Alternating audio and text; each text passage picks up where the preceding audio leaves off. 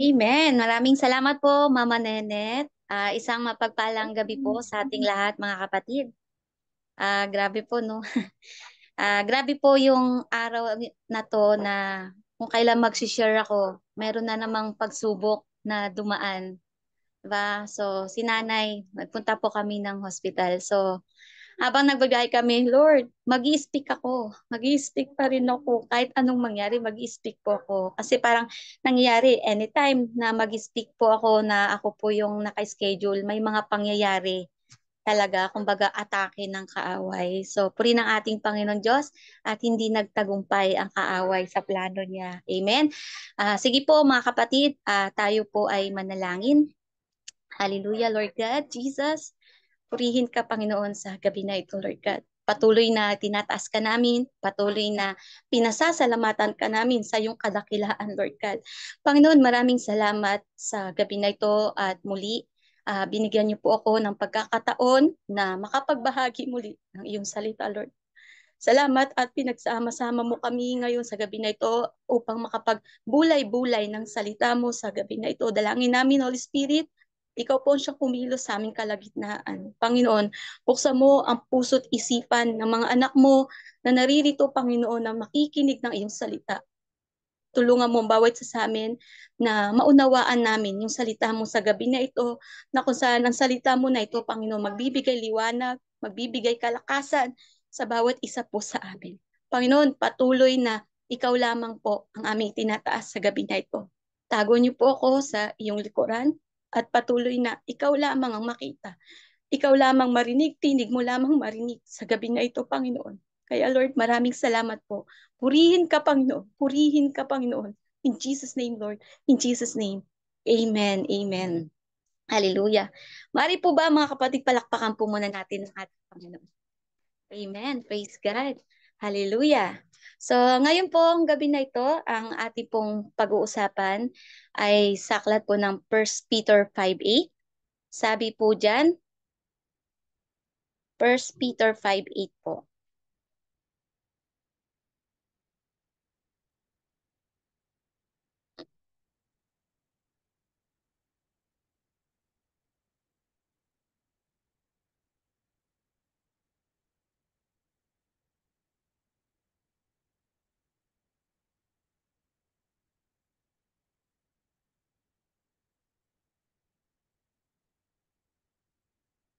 First Peter 5:8. Yan, maraming salamat po.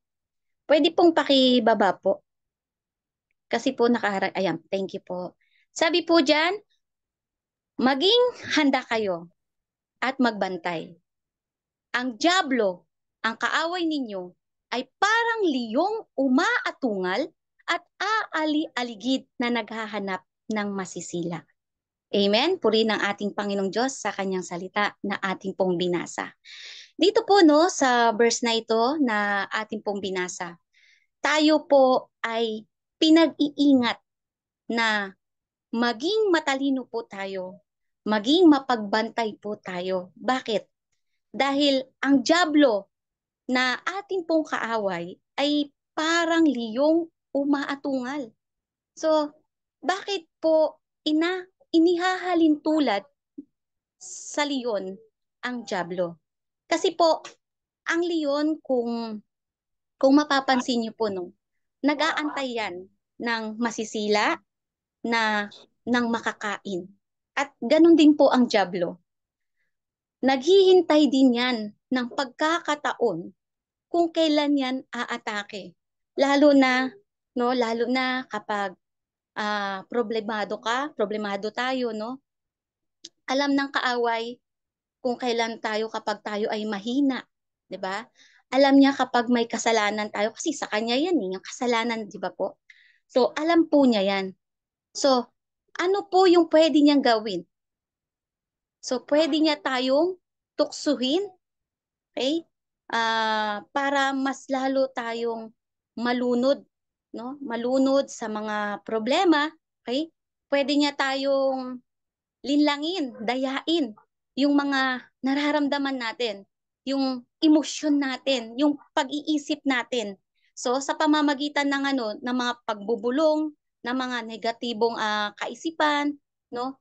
Kung mapapansin niyo po, no, mga kapatid, maraming mga Kristiyano ang nanghihina at nanlalamig ngayon. Okay? Bakit po? Kasi pagdating sa mga pagsubok, 'di ba? Dahil sa mga sitwasyon na kinaharap, so maaaring ang iba, no, dahil sa mga problema, doon na sila nakapokus. Maaaring dahil sa pagkakasala nila, di na nila alam paano pa makabalik. Kumbaga, isinadlak ka or sila ni Satanas sa sitwasyon na hindi mo alam o hindi nila alam kung paano sila makakaalis. 'Di ba?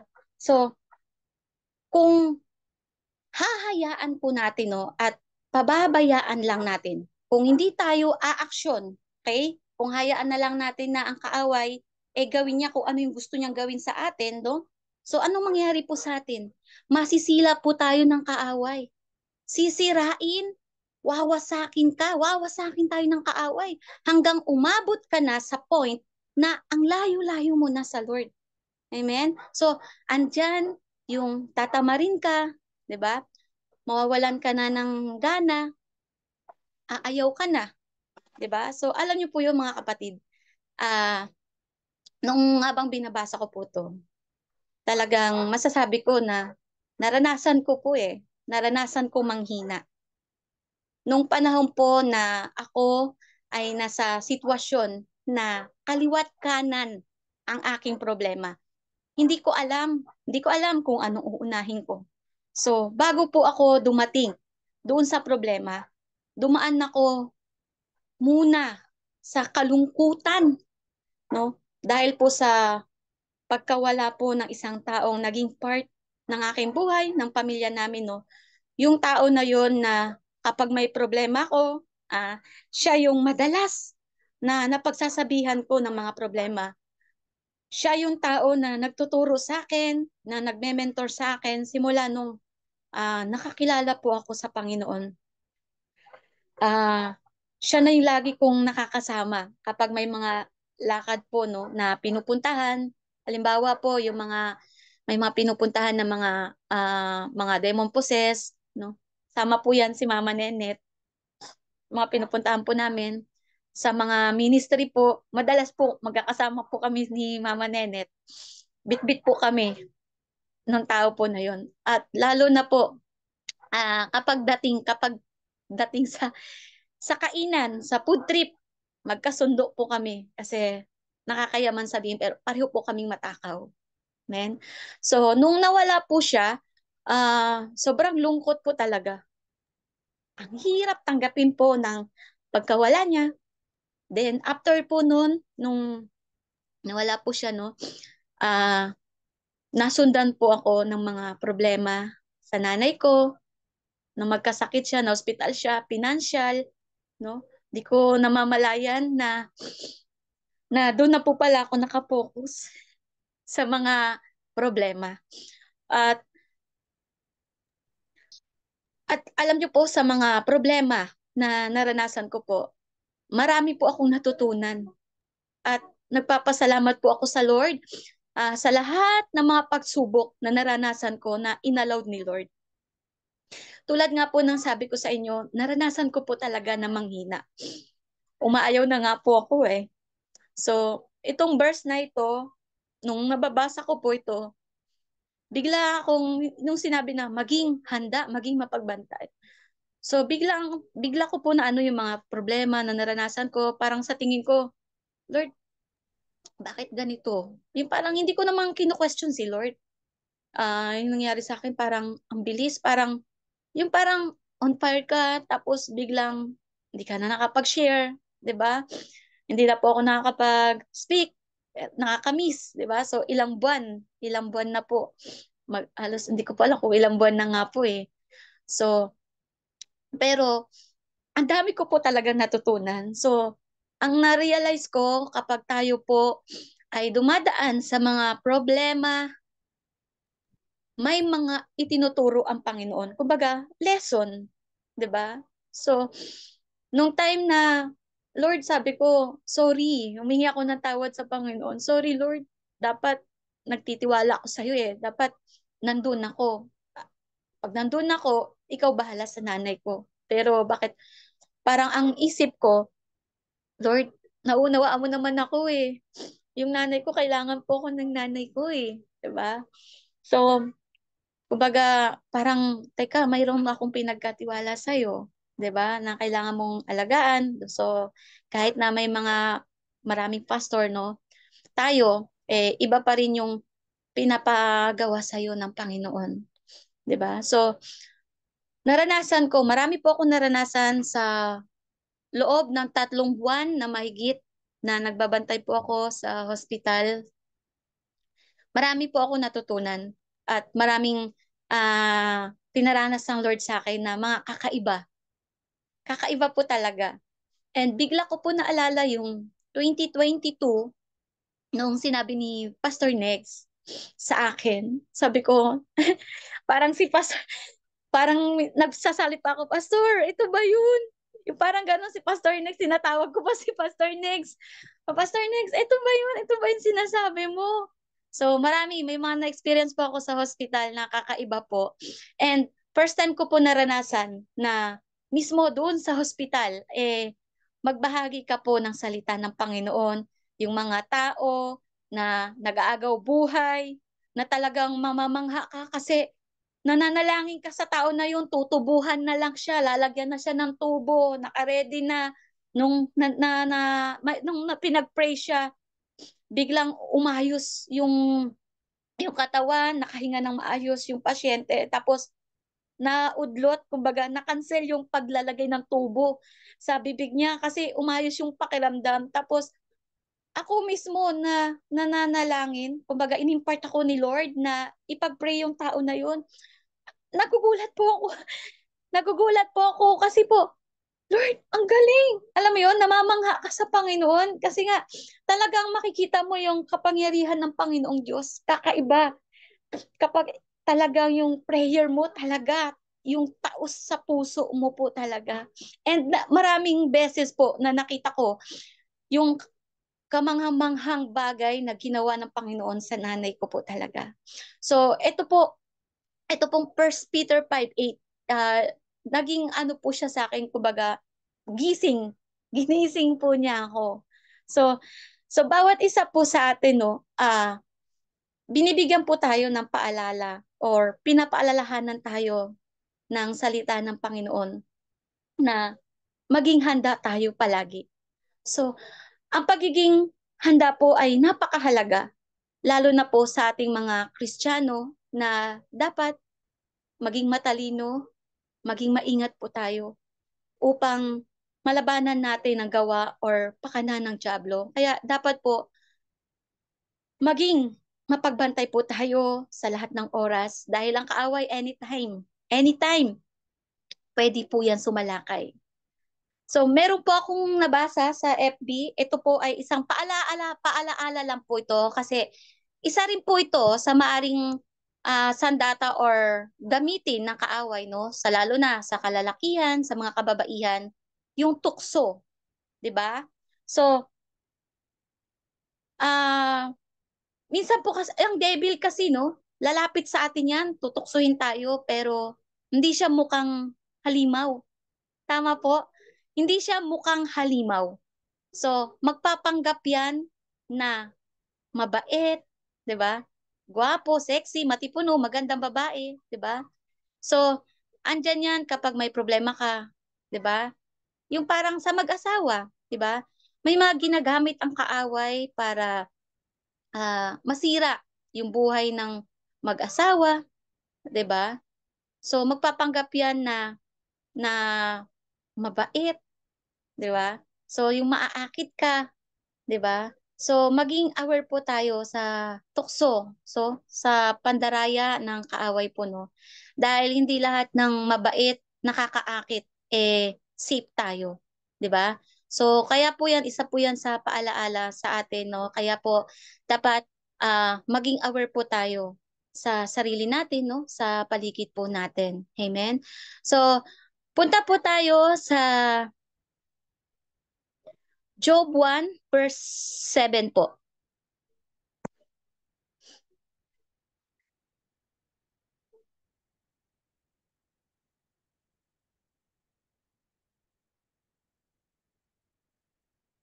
Ayan, thank you po. Sabi po diyan, tinanong ni Yahweh si Satanas, ano bang pinagkakaabalahan mo ngayon?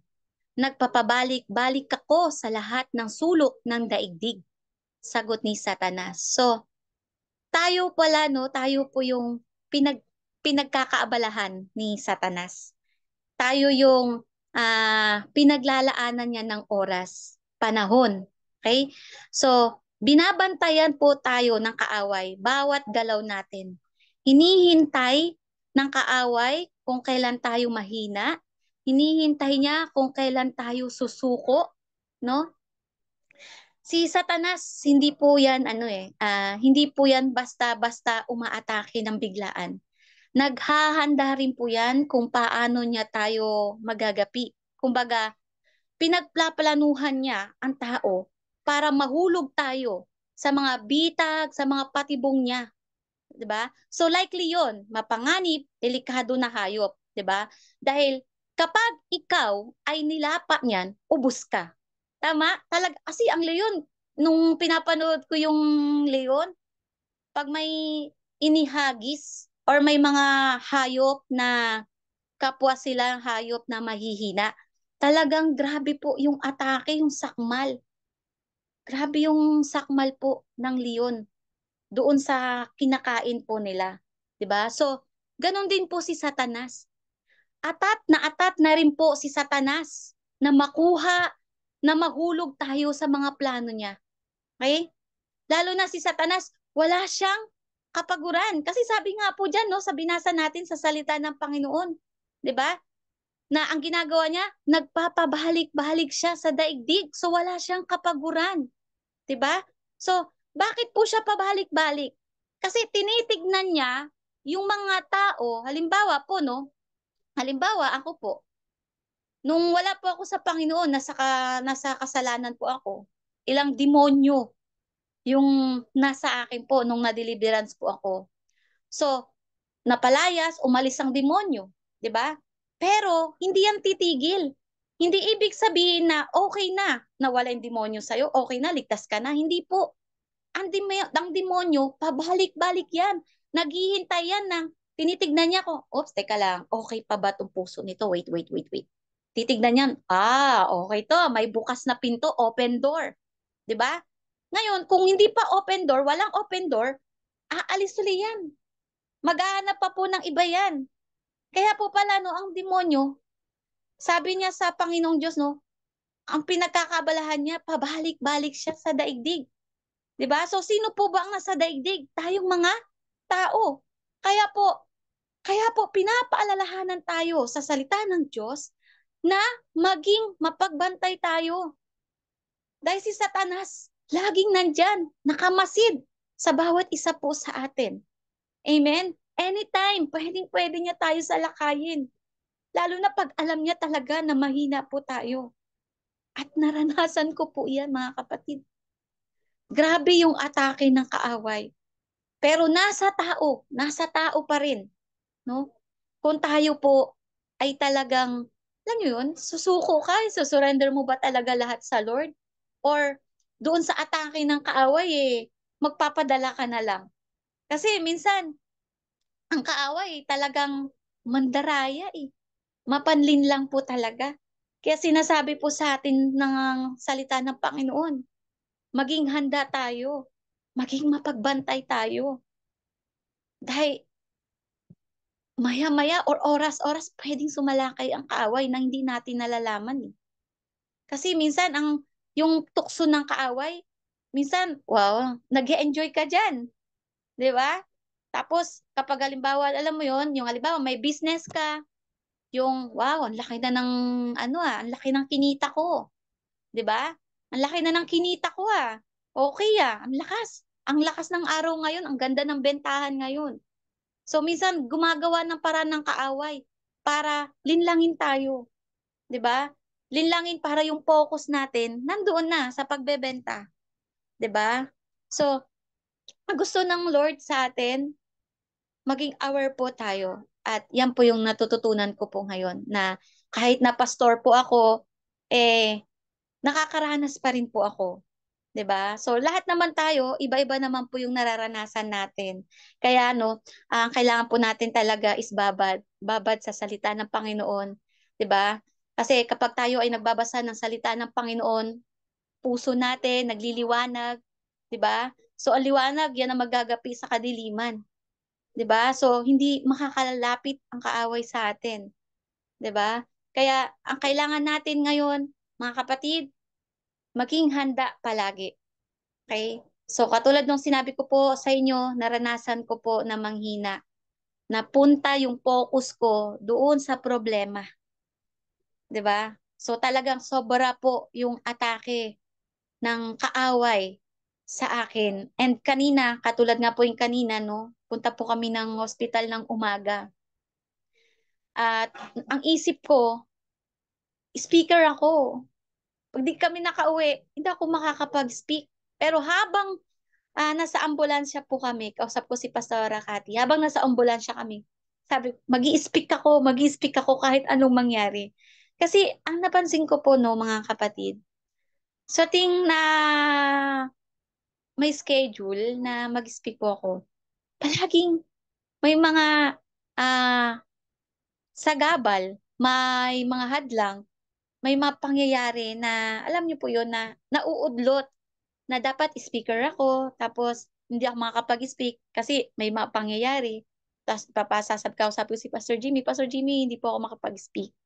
Pero kanina talaga, habang nasa biyahe kami, Lord, kahit anong mangyari, mag-i-speak po ako. Kaya kanina, bilis ko rin po magbihis.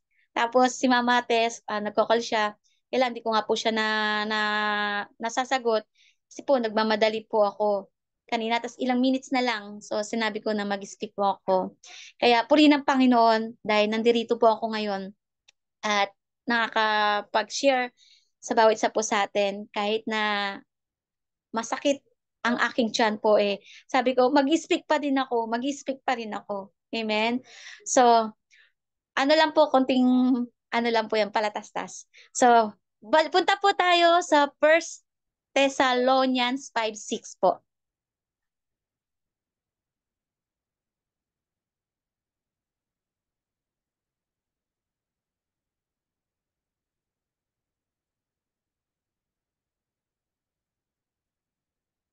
Pwedeng pababa pa po konti lang. Ayan, thank you po. 5:6. Sabi po dyan, kaya nga, kailangang tayo'y manatiling gising, laging handa at malinaw ang isip at di tulad ng iba. So sabi po dyan, kailangan manatiling gising tayo sa mga nangyayari sa paligid po natin, no? Dapat alam natin kung ano ba yung tama, ano ba yung mali, no? Dapat gising tayo sa katotohanan at hindi yung tutulog-tulog, no? At yung katotohanan, yan po yung salita ng Diyos na nagbibigay ng liwanag at lakas para tayo po ay lumaban. Amen? At nagbibigay po yan ng tuwid, okay? Tuwid na pag-iisip, no? Kaya maging handa po tayo sa lahat ng oras. Amen? So, kailangan maging alerto, maging maingat pagdating sa pamumuhay Kristiyano. Amen? So, wag po tayong matakot, mga kapatid. Magpakatatag po tayo sa ating pananampalataya, no? Marami mang problema, kaguluhan, tiisin sa buhay natin. May kahirapan man, may kabigatan man, may karamdaman man tayong nararanasan, huwag pa rin tayong susuko. Dahil ang Panginoong Diyos laging nandyan. Nakamasid po sa atin, nakaalalay po sa atin, at handa niya tayong saklolohan sa ating nararanasan. So, magkaisa po tayo mga kapatid. Amen? So, magalak po tayo palagi sa ating Panginoong Diyos. Amen po. Purihin ang ating Panginoong Diyos. Hallelujah. Sige po, tayo po ay manalangin. Hallelujah. Thank you, Jesus. Thank you, Lord God. Hallelujah. Panginoon Diyos, patuloy ka po naming pinasasalamatan at dinadakila sa aming buhay. Sa oras po na ito, Pinapatawad po namin ang lahat ng tao na nakasakit, nagkasala laban sa amin. Patawarin mo po kami sa lahat ng mga pagkakamali, sa lahat ng pagkukulang, at sa lahat ng mga pagkakasala po namin. Hugasan niyo po kami ng iyong banal na dugo mula ulo hanggang talampakan. Panginoong Diyos, pinapanalangin po namin na palayain mo ang aming mga kaluluwa mula sa kadilimang negatibong hindi kalugod-lugod sa iyo, sa pagiging mapagmataas sa mga bagay na pinangahawakan ng kaaway sa amin. Panginoong Diyos, tunay nga po na palayain mo po kami sa lahat ng bagay na hindi mo kalooban, sa kahirapan at kakulangan, sa lahat ng sakit, sa lahat ng bagay na nagpapahirap sa mga sarili po namin, sa lahat ng kasamaan, sa pang-aabuso, sa lahat ng kaisipang hindi galing sa iyo, Panginoon, sa mga bagay na napupuna, nakikita at naririnig namin na hindi ayon sa kalooban mo. Sa lahat po, Panginoon, ng pang-aakusa at paghahatol at pang-uusig ng ibang tao laban sa amin. Sa lahat po ng sama ng loob, galit, lungkot, katanungan sa mga bagay na bumabagabag po sa amin, sa mga pagtatalo-talo, sa mga kaguluhan, sa lahat ng pangkukulam sumpa laban sa amin. At sa pamilya po namin, Panginoon, sinasawata po namin lahat ng gawa ng kaaway. Pinuputol po namin lahat ng koneksyon namin sa lahat ng bagay, tao, lugar at gawain na hindi ayon sa kalooban mo. Panginoong Diyos, pinapalaya po namin ang aming mga sarili sa lahat ng ito. Salamat, Panginoon. Salamat sa pagmamahal mo, Panginoon. Salamat sa mga tulong na binibigay mo sa bawat isa sa amin, Panginoon. Salamat, Lord God. Dalangin namin, Lord, patuloy na kumilos ka sa buhay ng bawat isa sa amin, Panginoon. Tulungan mo bawat isa sa amin na baguhin kami, Lord God. Hindi namin kayang baguhin mga sarili namin, Lord, kundi ikaw lamang ang siyang magbabago sa amin. Salamat sa salita mo, Panginoon, na nagbibigay kalakasan sa bawat isa po sa amin. Maraming maraming salamat po sa pangalan ni Jesus. Amen. So, mga kapatid, pwede po natin palakpakan ng Panginoon. Amen.